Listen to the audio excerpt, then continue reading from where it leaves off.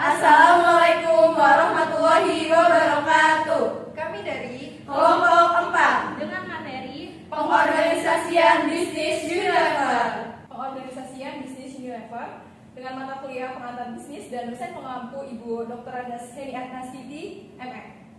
Sekili Wicaksono dengan NIM 2210 11 12 29. Perkenalkan, nama saya Fania Naila Zabina dengan NIM 2210 111 230. Nama saya Luna Maulida Yenteni dengan NIM 2210 11 12 32. Saya Ruslan Indias dengan NIM 2210111233. Saya di sini sebagai moderator. Perkenalkan, nama saya Sahla Rizka Ilahi dengan NIM 2210 11 12 34. Selanjutnya, slide pendahuluan akan dibacakan oleh Saudari Taskia. Kita akan masuk ke dalam pendahuluan. Pandemi COVID-19 sangat mempengaruhi perekonomian Indonesia mulai awal kuartal 2 tahun 2020.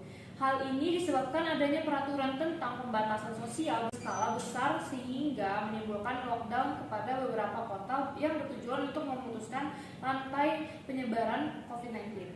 Peraturan ini menyebabkan meningkatnya penurunan perekonomian pada perusahaan formal maupun non-formal. Penurunan perekonomian menyebabkan munculnya pemutusan hubungan kerja yang disebabkan oleh perusahaan yang tidak dapat membayarkan upahnya yang seharusnya dibayarkan. Tidak hanya itu, penurunan ini banyak yang menyebabkan perusahaan memutuskan untuk gulung tikar atau bangkrut.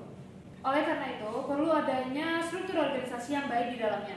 Sebuah struktur organisasi termasuk bagian spesifik dari performa kerja dalam suatu organisasi bersama dengan keterikatan dari satu tugas ke tugas lainnya. Yang sudah dijelaskan sebelumnya bahwa setiap perusahaan pasti membutuhkan organisasi, termasuk PT Unilever ini. PT Unilever mempunyai struktur organisasi yang akan membantu dalam mencapai tujuan perusahaan yang baik dalam jangka pendek maupun jangka panjang. Strukturnya terdiri atas presiden direktur, yang mana bagian ini membawahi 7 bagian lainnya. 7 bagian tersebut antara lain Chief Financial Officer, Director Home and Personal Care, Director Food, Director Ice Cream, Director Supply Chain, Director Customer Development, dan Director Human Resources dan Corporate Relation. Adapun salah satu masalah yang dihadapi PT Unilever Indonesia adalah terkait dengan strategi perencanaan dan pengembangan karir seluruh karyawannya yang terbilang sangat banyak pada tahun 2021 yang berjumlah 4.949 karyawan. Selanjutnya, beralih ke tinjauan pustaka yang akan dibacakan oleh rekan Fania.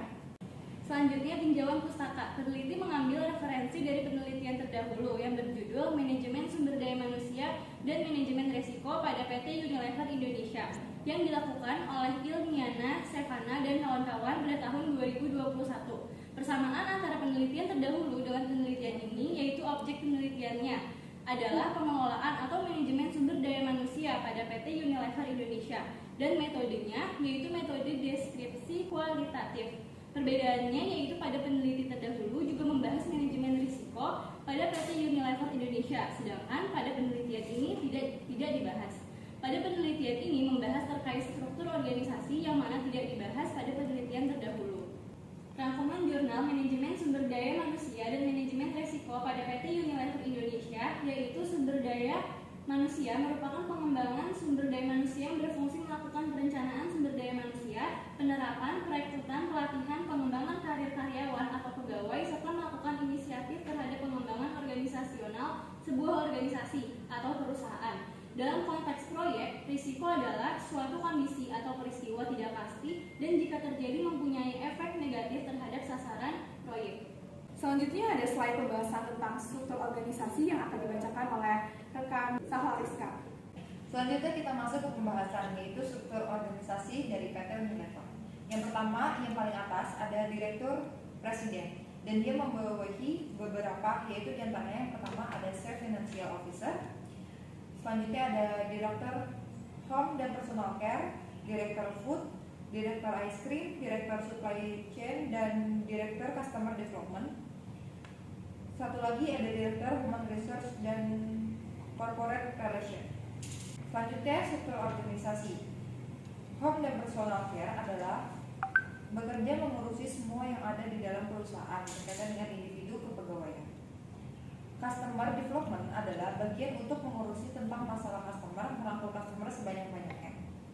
Selanjutnya ada Human Research dan Corporate Relation adalah bagian untuk Human Research dan hubungan antara perusahaan atau bekerjasama dengan perusahaannya. Satu ada Chief Financial Officer adalah orang yang mengatur segala kegiatan berkaitan dengan semua keuangan yang ada pada PT Unilever. Selanjutnya ada Supply Chain adalah bagian untuk mengatasi permasalahan bahan baku. Setelah itu ada Director Ice Cream adalah orang yang mengatur segala kegiatan berkaitan dengan produk ice cream yang dihasilkan PT Unilever. PT Unilever Indonesia adalah cabang perusahaan sejak berdiri sudah menunjukkan perkembangannya yang pesat dilihat dari skala usaha dan hasil usahanya. Kesejahteraan yang dijanjikan oleh PT Unilever kepada para pekerjaannya. Hal itu dikarenakan PT Unilever tidak main-main dalam memilih pekerja yang akan berkarir di perusahaannya dengan menggunakan sistem manajemen SDM yang tepat.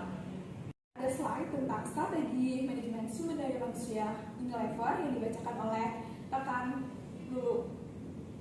Strategi MSDM PT Unilever untuk berinvestasi pada sumber daya manusia. Pada intinya teknik manajemen SDM PT Unilever yaitu 1.